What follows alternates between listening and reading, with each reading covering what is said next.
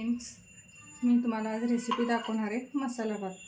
म्हणजे कसं संध्याकाळची जरा कंटाळा आला चपाती भाजी ते करून, मग हे असं करून खायला रोज रोज चपाती भाजी नको वाटल्या संध्याकाळी जरा पुलाव नाहीतर मसाला भात केले ना छान लागते.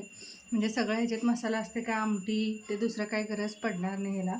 मग मोकळं मोकळं छान लागते जरा गरम गरम करून खाल्ल्यावर रात्रीचं लाईट. हे बघा दाखवते याला रेसिपी काय काय लागते आणि साहित्य काय काय.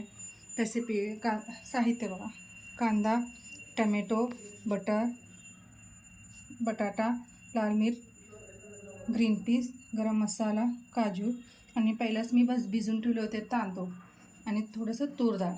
तूर डाळ घालायचं, चेंज काय म्हणलं तर तूर डाळ घालून.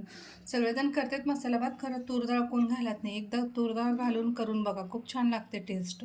मी नेहमी करते, म्हणले रेसिपी शेअर करावं तुमच्याशी म्हणून दाखवलं. हे बघा रेसिपी बघा. तेल घालते थोडंसं आणि बटर म्हणजे कसं मोकळा मोकळा होते भात बटर मळून, चिकटपणा धरत नाही काय नाही आणि टेस्ट पण छान येते. बटर नसेल तर 1 चमच तूप जरी घातलं तरी चालते. ह्याला कडक होऊ दे जरा. नाही तर आम्ही आता घालणार आहे जिरं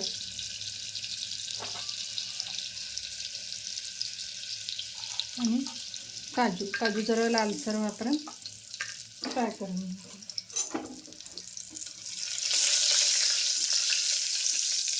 लवंग दालचिनी ते घातलं तर मी छान लागते, खरं खूपच स्पायसी होते म्हणून मी काय ते घातले नाही. गरम मसाला तेवढंच घालायला पाहिजे. काजू थोडं लालसर वापरून गरम करून आणि ह्याच्यात आता मी घालणार आहे बटाटा. ठेवलेलं सगळं सामग्री ह्याच्यात घालू. कांदा जरा लवकर घालून घेऊ, नंतर ना बाकीचे घालू. कांदा कसा जरा तेलात छान फ्राय करून घेतले, कच्चा वास जरी गेले ना छान लागते टेस्ट. नाहीतर असा कांदाची स्मेल येते असं एकदमच. तो लालसर जरा गरम करून घेतो छान. मसाला भातमध्ये पण खूप व्हरायटी आहेत. कोण फ्लावर गोबी सगळं घालून करते. मी आहे ते व्हेजिटेबल्स घरातला पटकन व्हायला पाहिजे. हे नाही आहे ते नाही आहे, मग त्याच्यात इन्स्टंट पण होते आणि काय आहे घरातलं ते करून दाखवायचं वेगळं आणि खास ह्याच्यासाठी रेसिपी करायचं वेगळं. हे नाही आहे ते नाही करत बसले ना मग कुठल्याही रेसिपी पूर्ण होणार नाही. हे बघा आता ह्याच्यात मी घालणार आहे टमॅटो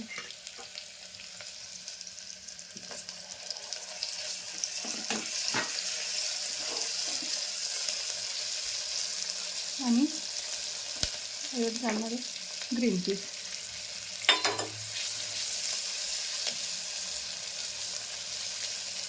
म्हणजे काय नाही, थोडं कांदा छान भाजून घेतले याच्यात ब्राउनिश कलर, मग खूप छान टेस्ट येते. कच्चा कांदा जरा ठेवला तसंच पाणी तांदूळ ते ओतलं ना ते छान कांद्याची स्मेल सगळं भातात उतरतं, मग ते फ्लेवर पूर्ण चेंज होते त्याचं. हे बघा. आणि आता ह्याच्यात घालणार आहे मी लाल तिखट आणि गरम मसाला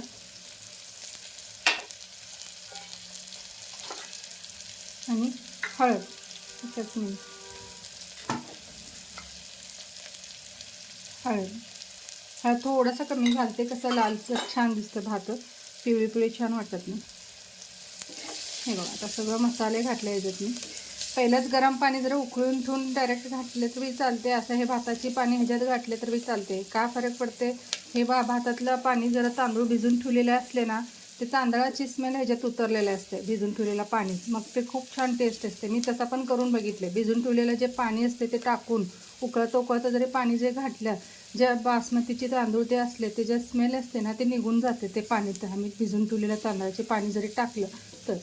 मग मी काय करते, पहिला धुताना 3-4दा धुवून स्वच्छ 3-4 वेळा स्वच्छ धुवून घेते. मग ह्याच्यात पाणी स्वच्छ घालून धुवून ठेवलेलं असते म्हणून मी काय हे पाणी सांडत नाही, मी डायरेक्ट ह्याच्यातच घालते. ह्याचा टेस्ट खूप चेंज येते. तुम्ही एकदा करा बघून. हे बघा. आणि जरा हे लंबे तांदूळ आहेत म्हणून कमी लागते पाणी जास्त घालू नका, थोडंसं कमी घालणं पाणी.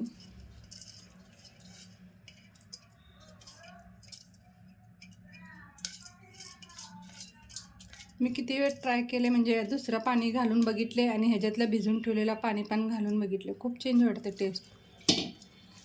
आणि फक्त तूर डाळची पाणी घेऊ नका, टाकून द्या तूर डाळची. कसं थोडा पावडर स्मेल ते धुवून घेतले मी तरी पण. हे बघा तूर डाळ.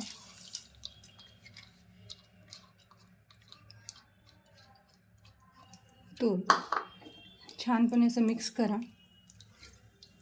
आणि 1-2 हे जास्त शिट्ट्या लागत नाही ह्याला, कसं लंबे तांदूळ असतात ना, मग हे जास्त शिट्ट्या लागत नाही. ह्याला 2 शिट्ट्यात तयार होते हे भात.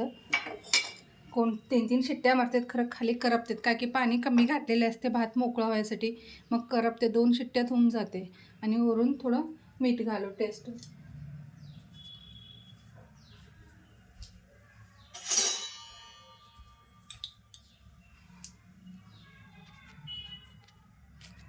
चवीनुसार मीठ.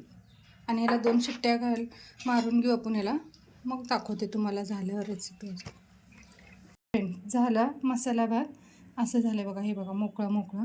मी ते कुकरमधला काढले, म्हणजे कसं मला डायनिंग टेबल पण ठेवायचं आहे, सर्व करता येते म्हणून कुकरमधला काढले. मग हे बघा असं छान एकदम मोकळं. 2च शिट्टी घेतले मी, 3 शिट्ट्या नाही घेतले, म्हणजे 3 शिट्ट्यांनी करपते, पण पाणी कमी ठेवलेले असते लंबे तांदळामुळं. मग असं मोकळं मोकळं. बघा एकदा ट्राय करून बघा, मला कमेंट करून सांगा कसं वाटलं रेसिपी. धन्यवाद.